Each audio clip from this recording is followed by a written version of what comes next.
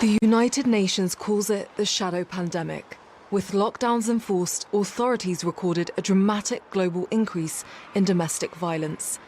But the number of women abused at home in Northern Ireland was already at an all-time high, and the new quarantine measures were only going to make the situation worse.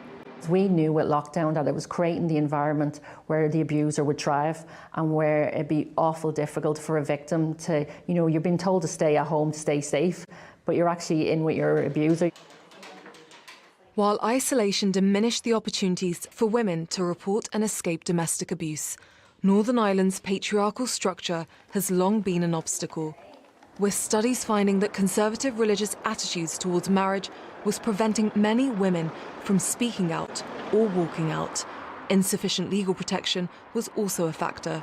Another problem here is about holding offenders to account.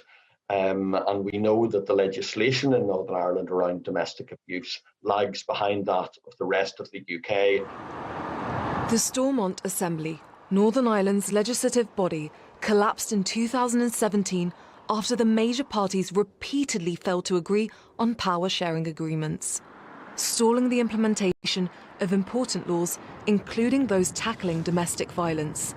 In January, lawmakers returned to government after 3 years of deadlock, with an array of issues to deal with. Apart from some very small-scale funding from Northern Ireland government, there's been very little, and I know that the domestic violence organisations here would greatly appreciate extra support.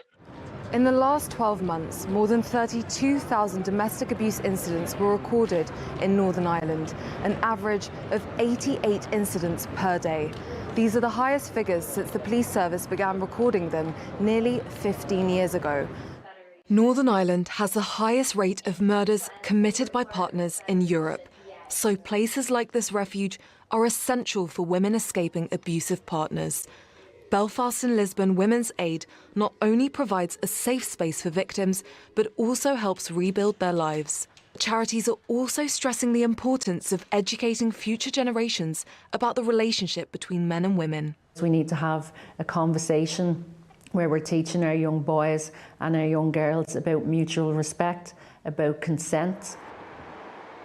As Northern Ireland looks to close the gaps in the laws on domestic abuse, many are calling for a cultural revision of the attitudes undermining it.